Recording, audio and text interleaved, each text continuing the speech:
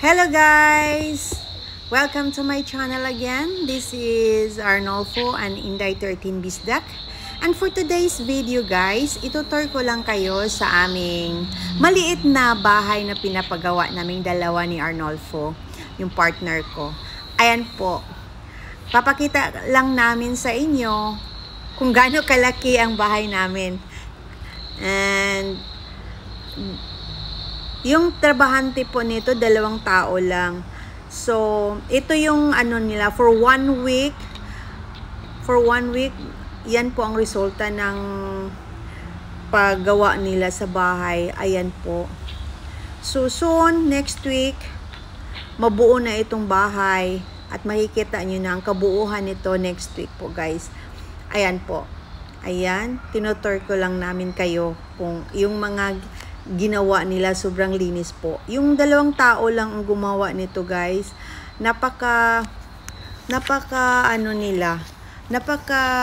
ganda ng ano nila, yung resulta everyday nila kasi malinis ang trabaho nila. Minsan kasi may mga natrabahante naman ng mga carpenters, yung ano nila, yung trabaho nila makalat at ano.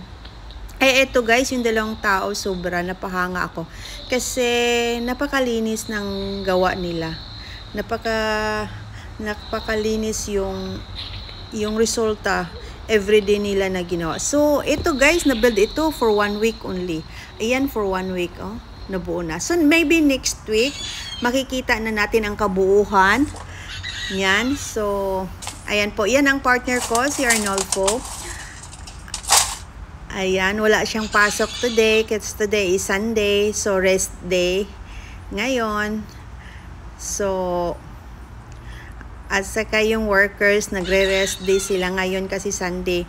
For tomorrow Monday, they will start again. So, ayan, kinukuha lang niya yung mga wood na nasa loob ng bahay, magiging bahay. Ayan po. So, hopefully, next week guys, ipapakita na namin sa inyo din ang kabuuhan ng bahay. Ayan po. Maliit lang, good for us only. Is enough for us. Kasi, ayan, yung kabila dyan sa ano yung bahay ng parents niya. So, diyan din kami nag-build ng maliit lang. It's just a small house. This house is only, the size of this house is only 14 by 18. So, hopefully, next week, mabuo na yan at makikita yung kabuuhan ng bahay. So, simple house. And this is my place in Philippines where I live. And this is my partner, Arnolfo, and my partner forever. Ayan. Ayan. He's helping the workers to take out all the wood inside. So that tomorrow Monday they will start easily this one. So that's it guys, at yan lang ang update ko ngayon sa aming munting tahanan very soon. So ayan, ikakat niya yan,